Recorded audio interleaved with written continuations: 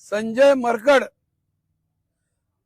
या नावाचं एक क्षेपणास्त्र मढीच्या जनतेने तयार केलेलं आहे आणि त्या क्षेपणास्त्राने मुस्लिम लांगुल चलनाचा जो काही डोलारा या अहिल्यानगर जिल्ह्यामध्ये उभा राहिलेला आहे तो उद्ध्वस्त केलेला आहे आणि त्याचं एक प्रत्यंतर म्हणून आज मढीमधले मशिदीवरचे भोंगे उतरवण्यात आलेले आहेत।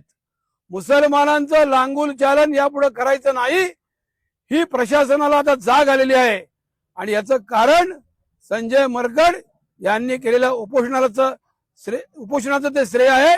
म्हणून संजय मरकड एक क्षेपणास्त्र ठरलेलं आहे आणि या क्षेपणास्त्राने या ठिकाणी मुसलमानांच्या लांगुल चलनाची मनोवृत्ती उद्ध्वस्त करून टाकलेली आहे।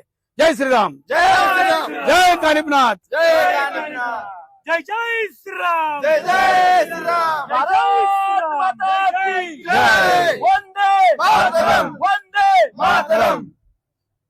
झालं का? बरोबर झालं।